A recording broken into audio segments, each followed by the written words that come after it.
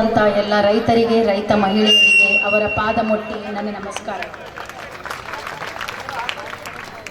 ಆಮೇಲೆ ನಾನು ನಮ್ಮ ಹೆಣ್ಮಕ್ಳಿಗೆ ಒಂದು ಮಾತು ಹೇಳಲಿಕ್ಕೆ ಇಷ್ಟಪಡ್ತೀನಿ. ಗಂಡ್ಮಕ್ಳು ನಮಗೆ ಹೊಲ ಕೊಟ್ಟಾರ, ಮನೆ ಕೊಟ್ಟಾರ, ಎಲ್ಲ ಕೊಟ್ಟಾರ. ಮನ್ಯಾಗ ಕುಂತು ಹೆಣ್ಮಕ್ಳ ಬಗ್ಗೆ, ಮಂದಿ ಬಗ್ಗೆ ಮಾತಾಡೋದಕ್ಕಿಂತ ನಿಮ್ಮ ಮನೆಯಾಗಿನ್ನೂ ಸಣ್ಣ ಪುಟ್ಟ ಕೆಲಸ ಆದರೂ ಆ ಕೆಲಸಗಳನ್ನು ಮಾಡಿರಿ. ಆ ಕೆಲಸ ಮಾಡೋದ್ರಿಂದ ನಿಮ್ಮ ಮನೆತನ ಏರ್ತದೆ. ನಿಮ್ಮ ಮನೆತನ ಏರಿದ್ರೆ ಸಮಾಜ ಏರ್ತದೆ, ಸಮಾಜ ಏರಿದ್ರೆ ದೇಶ ಇರ್ತದೆ. ಸುಮ್ಮನೆ ನಮ್ಮ ಬೆನ್ನ ನಮಗೆ ಕಾಣೋದಿಲ್ಲ ಮಂದಿ ಬಗ್ಗೆ ಮಾತಾಡ್ಕೊಂಡು ಕುಂದ್ರ ಬದಲಿ ಮನೆಯಾಗಿನ್ನು ಹೊಲದಾಗಿನ್ನು ಕಾಳ ಕಡಿ ಸ್ವಚ್ಛ ಮಾಡೋದು, ಕೆಲಸ ಮಾಡೋದು ಮಾಡಿದ್ರಂದ್ರೆ ನಿಮಗೆ ಹುಡ್ಕೊಂಡು ಮಂದಿ ಬರ್ತಾರೆ. ಅದನ್ನು ಮಾಡಿರಿ. ಅದನ್ನು ಬಿಟ್ಟು ಅಕ್ಕಿನ ಕಡೆ ಆದೈತೆ, ನನ್ನ ಕಡೆ ಇಲ್ಲ, ನನ್ನ ಕಡೆ ಇಲ್ಲ, ಅಕ್ಕಿನ ಗಂಡ ಅದನ್ನು ಕೊಡಿಸ್ಯಾನ. ಬೇಡ ಪಾಪ, ನಿಮ್ಮ ಗಂಡ್ಮಕ್ಳು ತಲೆನೂ ತಿನ್ನಕ್ಕೆ ಹೋಗ್ಬೇಡ್ರಿ. ಯಾಕಂದ್ರೆ ಈ ಕಡೆ ತಾಯಿ, ಈ ಕಡೆ ಹೆಂಡತಿ ಇಬ್ರಿಗೂ ಬ್ಯಾಲೆನ್ಸ್ ಮಾಡಬೇಕಾಗ್ತದೆ. ಆಮೇಲೆ ನಾನು ಇನ್ನೂ ಒಂದು ಮಾತು ಏನು ಹೇಳಲಿಕ್ಕೆ ಇಷ್ಟಪಡ್ತೀನಿ ಅಂದ್ರೆ, ಇವತ್ತು ರೈತ ಸಮಾವೇಶ ಇದ್ದಿದ್ದಕ್ಕೆ ಒಂದು ಮಾತು ಏನು ಹೇಳಲಿಕ್ಕೆ ಇಷ್ಟಪಡ್ತೀನಿ ಅಂದ್ರೆ, ಕೊರೋನಾ ಬಂದು ಎಲ್ಲರ ಟೈರ್ ಪಂಚರ್ ಆಯ್ತು, ಎಲ್ಲರಿಗೂ ಊಟ ಬಟ್ಟಿ ಮೇಲೆ ವಾಪಸ್ ಕಳಿಸಿದ್ರು. ಸ್ಕೂಲ್ಗಳು ಬಂದಾದು, ಕಂಪ್ನಿಗಳು ಬಂದಾದು. ಆದರೆ ಎಲ್ಲರ ಮನೆಯೊಳಗೆ 3 ಹೊತ್ತಿನ ಊಟ ಕೊಟ್ಟಿದ್ದು ರೈತ, 3 ಹೊತ್ತಿನ ಕಾಯಿಪಲ್ಯ ಕೊಟ್ಟಿದ್ದು ರೈತ, 3 ಹೊತ್ತಿನ ಅನ್ನ ಸಾರು ಕೊಟ್ಟಿದ್ದು ರೈತ, 3 ಹೊತ್ತಿನ ಹಣ್ಣು ಹಂಪಲು ಕೊಟ್ಟಿದ್ದು ರೈತ. ಅದಕ್ಕೆ ಜಗತ್ತೊಳಗೆ ಎಲ್ಲ ಮುಳುಗ್ತದ, ಅನ್ನ ಮುಳುಗೋದಿಲ್ಲ. ಯಾವತ್ತು ಅನ್ನ ಮುಳುಗ್ತದಲ್ಲ ಅವತ್ತು ಜಗತ್ತು ಮುಳುಗ್ತದೆ. ಈಗ ಬಂಗಾರ 1,20,000 ಆಗ್ಯದ. ನಿಮ್ಗೆ 10 ದಿವಸ ಉಪವಾಸ ಇಟ್ಟು ಒಂದು ಕಡೆ 10 ತೊಲಿ ಬಂಗಾರ, ಒಂದು ಕಡೆ ಅನ್ನ ಸಾರು ಇಟ್ಟರೆ ನೀವು ಏನು ಮಾಡ್ತೀರಿ? ಜೀವ ಇದ್ರೆ ಎಲ್ಲ ಮೊದಲು ಅನ್ನ ಸಾರು ಕೊಡ್ರಿ, ಬಂಗಾರ ಬೆಂಕಿ ಹಚ್ಚಿರಿ ಅಂತೀರಿ. ಯಾಕಂದ್ರೆ ಸಾಕು ಅನ್ನೋದು ಅನ್ನ ಸಾರು ಒಂದೇ. ಯಾವ್ದು ಸಾಕಂತೈತಿ ಅದು ಉಳಿತೈತಿ, ಯಾವ್ದು ಬೇಕಂತೀರಿ ಅದು ಅಳಿತದ. ಅದನ್ನೆಲ್ಲ ತಲೆಯಾಗಿಟ್ಕೊಂಡು ಒಂದು ಒಳ್ಳೆ ಸಂಸ್ಕಾರಯುತ ಬದುಕಿನೊಂದಿಗೆ ನಿಮ್ಮ ಹೊಲದಾಗಿನ ಕೆಲಸ ನೀವು ಮಾಡಿದಾಗ, ಯಾಕಂದ್ರೆ ಒಂದು ರೈತನ ಹೆಂಡತಿ ಆದಾಗ, ನಾನು ಯಾವಾಗಾರ ಯಾರ್ದಾದ್ರೂ ಮದುವೆಗೆ ಹೋದಾಗ ನನಗೆ ಕೆಳಗೆ ಕುಂದಿರ್ಸ್ತಿದ್ರು. ನಮ್ಮ ಅಕ್ಕ ತಂಗಿ ಸಾಫ್ಟ್ವೇರ್ ಇಂಜಿನಿಯರ್ಸ್ ಅದಾರ, ಅವ್ರಿಗೆ ಕುರ್ಚಿ ಕೊಡ್ತಿದ್ರು. ನನ್ನ ಮಗಳು ನನಗೊಂದ್ಸಲ ಅಂದ್ಲು, ಮಮ್ಮಿ ನೀನು ಯಾಕೆ ಇಂಜಿನಿಯರಿಂಗ್ ಬಿಟ್ಟಿ ಅಂತ. ಯಾಕಂದ್ರೆ ಜಗತ್ತು ಅವ್ರಿಗೆ ಕೊಡುವಂಥ ಮರ್ಯಾದೆ ಬೇರೆ ಐತಿ, ನಮಗೆ ಕೊಡುವಂಥ ಮರ್ಯಾದೆ ಬೇರೆ ಐತಿ. ಅವಾಗ ನನಗನ್ನಿಸ್ತು, ತಿಂಗಳ ಪಗಾರ ಇರೋದಿಲ್ಲ, ರಿಟೈರ್ಮೆಂಟ್ ಪೆನ್ಷನ್ ಇರೋದಿಲ್ಲ ಅಂಥೇಳಿ ನಮಗೆ ಯಾರೂ ಸೇರೋದಿಲ್ಲ ಅಂತ. ನನ್ನ ಹೊಲದೊಳಗೆ ಆ ಸ್ಕೀಮ್ ಯಾಕೆ ನಾ ಮಾಡಬಾರ್ದಂತ 8 ಎಕರೆ 10 ಗುಂಟೆಯಲ್ಲಿ 1 ಇಂಚ್ ನೀರೊಳಗೆ 45 ಡಿಗ್ರಿ ಟೆಂಪ್ರೇಚರ್ ಒಳಗೆ ನಾನು ಮಾಡಿದ್ದು 2880 ಶ್ರೀಗಂಧ, 1200 ಮಾವು, 600 ಪೇರಲ, 600 ಸೀತಾಫಲ, 100 ಬೆಟ್ಟದ ನೆಲ್ಲಿಕಾಯಿ, 100 ಹುಣಸಿ ಹಣ್ಣು, 100 ಕರಿಬೇವು, 800 ಸಾಗವಾನಿ ಗಿಡ. ಇದರ ಜೊತೆ ಕುರಿ ಸಾಕಾಣಿಕೆ, ಕೋಳಿ ಸಾಕಾಣಿಕೆ, ಜೇನು ಸಾಕಾಣಿಕೆ, ಹೈನುಗಾರಿಕೆಯನ್ನು ನಾನು ಭಾಳ ಸಮರ್ಪಕವಾಗಿ ನಿಭಾಯಿಸ್ತಿದ್ದೀನಿ. ಇಷ್ಟೊಂದು ಬೆಳೆಗಳನ್ನು ಯಾಕೆ ಮಾಡಿದ್ದೀನಿ ಅಂದ್ರೆ, ಪ್ರತಿಯೊಂದು ಋತುವಿನಿಂದ ರೈತನಿಗೆ ಆದಾಯ ಬರ್ತಿರಬೇಕು. ಅದು 10,000 ಬರಲಿ, ಅದು 20,000 ಬರಲಿ, ಅದು 1 ಲಕ್ಷ ಬರಲಿ. Because we don't have right to fix the prices for our product. ನಾವು ಬೆಳೆದಂಥ ಬೆಳೆಗಳಿಗೆ ಬೆಲೆ ನಿಗದಿ ಮಾಡುವಂಥ ಅಧಿಕಾರ ನಮಗಿಲ್ಲ. ಅದಕ್ಕೋಸ್ಕರ ಅದು 10,000 ಬರಲಿ, 20,000 ಬರಲಿ, ಮನೆತನ ನಡೆಸ್ಲಿಕ್ಕೆ ಆಗ್ತದೆ. ಇನ್ನು 45ರಿಂದ 50 ವರ್ಷ ಆದಮೇಲೆ ನಮ್ಮ ಕೈಯಾಗ ರೊಕ್ಕಿಲ್ಲ ಅಂದ್ರೆ ಮಗ ಸೊಸಿ ನಮಗೆ ಸೇರೋದಿಲ್ಲ. ನಾವು ಮನೆಯಾಗಿನವ್ರಿಗೆ ವಜ್ಜಾಗ ಕತ್ತಿಬಿಡ್ತೀವಿ.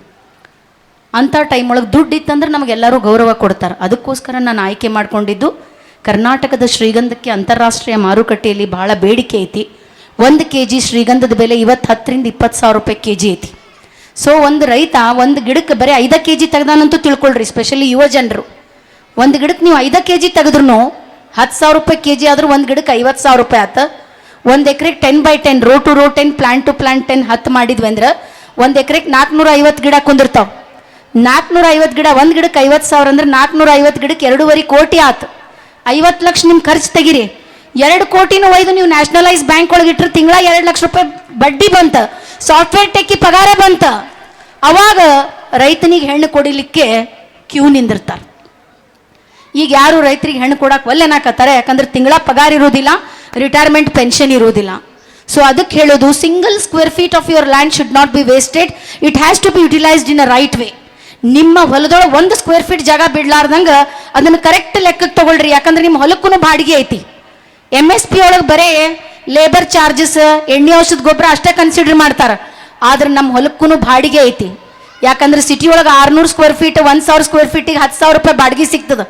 ನಮ್ಮ ಭೂಮಿ ನಮ್ಮ ಹಿರಿಯರು ಭಾಳ ಕಷ್ಟಪಟ್ಟು ಉಳಿಸಿದ್ದು ನಮ್ಮ ಹೊಲಕ್ಕೆ ಬಾಡಿಗೆ ಬರಬೇಕಂದ್ರೆ ನಾವು ಎಗ್ರೋ ಫಾರೆಸ್ಟ್ರಿಗೆ ಹೋಗಬೇಕು. ಅರಣ್ಯ ಕೃಷಿ ಮಾಡಿದ್ರಂದ್ರೆ ನಾವು, ನಮ್ಮ ಅಮ್ಮ ಅಪ್ಪ, ನಮ್ಮ ಅತ್ತಿ ಮಾವ ಎಲ್ಲರೂ ಹೊಲ ಮನೆ ಮಾಡ್ಯಾರ, ನಾವು ಎಕರೆ ಕೋಟಿ ನೋಡಿಲ್ಲ.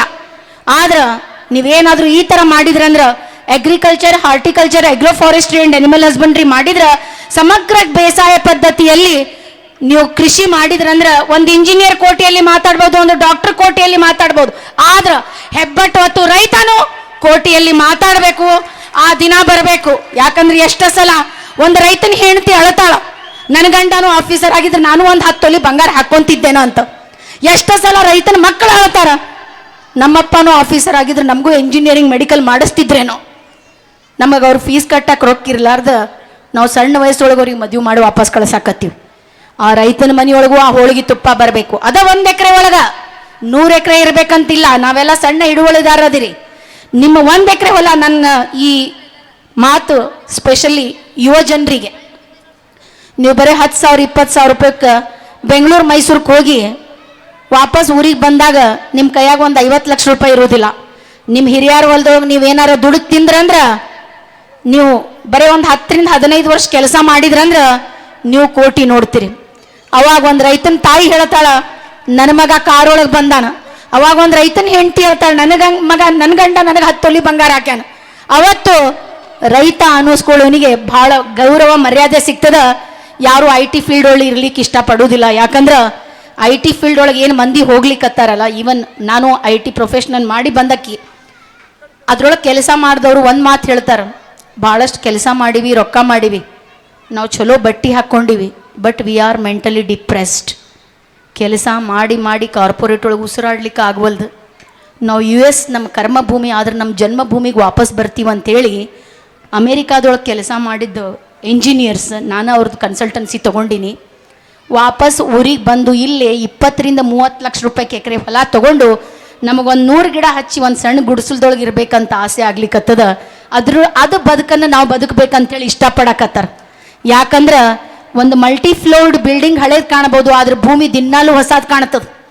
ನಾವು ಬೀಜ ಬಿತ್ತದಾಗ ಮೊಳಕೆ ಬಂದಾಗ ಹಸಿರು ಇರ್ತದೆ, ಸ್ವಲ್ಪ ತೆನಿ ಬಂದಾಗ ಬೆಳ್ಳಗೆ ಕಾಣ್ತದೆ, ಹೂ ಬಂದಾಗ ಅರಿಶಿನ ಬಣ್ಣ ಕಾಣ್ತದೆ, ಆಮೇಲೆ ಕಾಯಿ ಆದಾಗ ನೀಲಿ ಬಣ್ಣ ಕಾಣ್ತದೆ. ಅದಕ್ಕೆ ನಾವು ಭೂಮಿ ತಾಯಿಗೆ ವಸುಂಧರ ಅಂತ ಕರಿತೀವಿ. ಇವತ್ತು ಕವಿತಾ ಮಿಶ್ರಾ ನಿಮ್ಮ ಮುಂದೆ ನಿಂತು ಮಾತಾಡಕತ್ತಾಳಂದ್ರೆ, ನಾನು ಯಾವಾಗಲೂ ಮಣ್ಣು ಮುಟ್ಟಿದ್ದು ಮಣ್ಣ ಇತ್ತು ಬಂಗಾರ ಆಗೈತೆ ಅಂತ ತಿಳ್ಕೊಬೇಡ್ರಿ.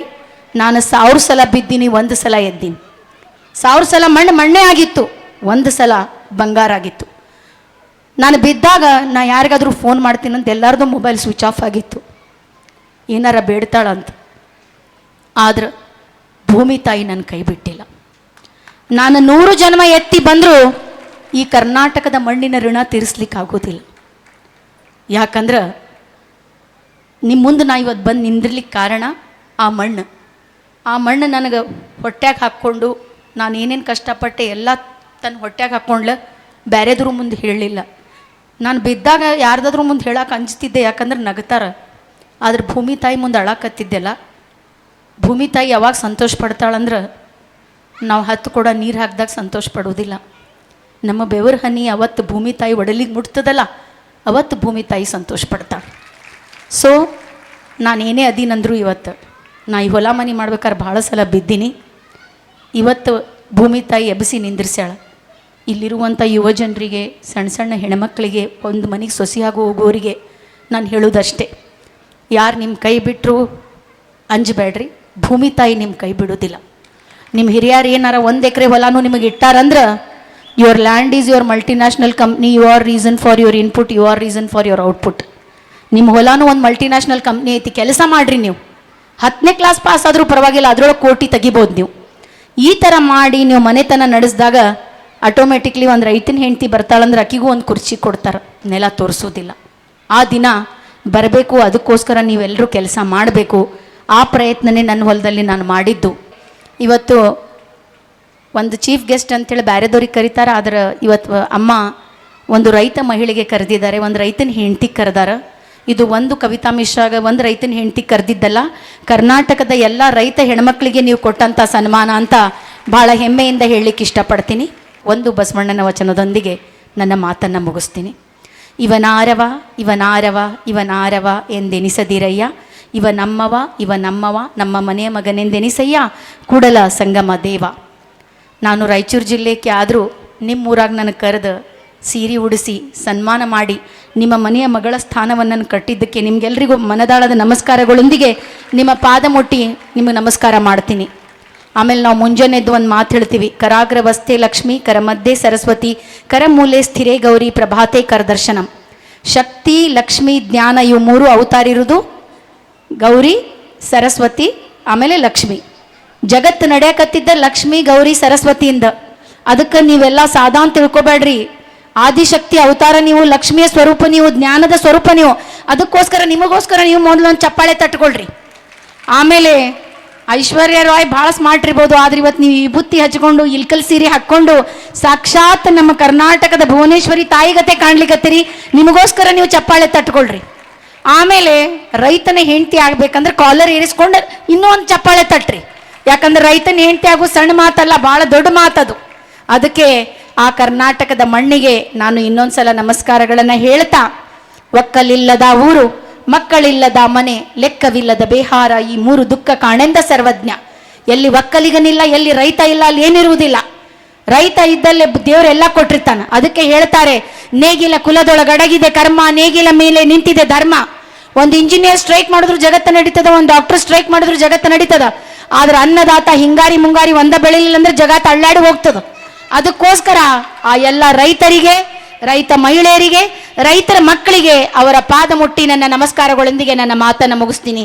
ಧನ್ಯವಾದಗಳು. ಅಮ್ಮ, ನನಗೆ ಕರೆದಿದ್ದಕ್ಕೆ ದೇವ್ರು ನಿಮಗೆ ಯಾವಾಗಲೂ ಸುಖ, ಶಾಂತಿ, ಸಮಾಧಾನ, ಸಮೃದ್ಧಿ ಕೊಟ್ಟು. ಯಾಕಂದರೆ ಯಾವಾಗ ರೈತ ಗೀತೆ ಹಾಡ್ಲಿಕ್ಕೆ ಹತ್ತಿದ್ರ ಅಮ್ಮ ಎದ್ದು ನಿಂತರು. ಆಮೇಲೆ ಬಿತ್ತಬೇಕಾದ್ರೆ ಕಾಳು ಹಾಕಿದ್ರು. ಆಮೇಲೆ ನಮಗೆ ಎಳೆದು ಕರೆದ್ರು, ಇಬ್ಬರು ಹೆಣ್ಮಕ್ಳಿಗೆ ಕೆಳಗೆ ಬರ್ರಿ ನೀವು ಅಂತ. ಇದು ನಾರಿ ಶಕ್ತಿ. ಯಾಕಂದ್ರೆ ಇವತ್ತು ಮೋದಿಜಿ ಆಪರೇಷನ್ ಸಿಂಧೂರ್ ಏನು ಮಾಡಿದ್ರು, ಅಲ್ಲಿ ಒಂದು ಹೆಣ್ಮಗಳು ಯೋಮಿಕಾ ಸಿಂಗ್ ಆ್ಯಂಡ್ ಅವರ ಸೋಫಾಯಾ ಮೇಡಮ್ ಮಾಡಿದ್ರು. ಇವತ್ತು ನಮ್ಮ ಸಿಂಧೂರದ ಆಪರೇಷನ್ದು ಯಾರಿಗಾದ್ರೂ ಸಲ್ಬೇಕಂದ್ರೆ ನಮ್ಮ ಅಮ್ಮನಿಗೆ ಸಲ್ಬೇಕು. ನಾರಿ ಶಕ್ತಿ. ಇಂಥ ತಾಯಿಗೆ ಮನದಾಳದ ನಮಸ್ಕಾರಗಳೊಂದಿಗೆ ಅವರ ಪಾದ ಮುಟ್ಟಿ ನನ್ನ ಯಶಸ್ಸನ್ನು, ನನ್ನ ಸಂಘರ್ಷವನ್ನು, ನನ್ನ ದುಃಖ ನೋವನ್ನು ಅವರ ಪಾದಗಳಿಗೆ ಸಮರ್ಪಣೆ ಮಾಡ್ತೀನಿ. ಧನ್ಯವಾದಗಳು.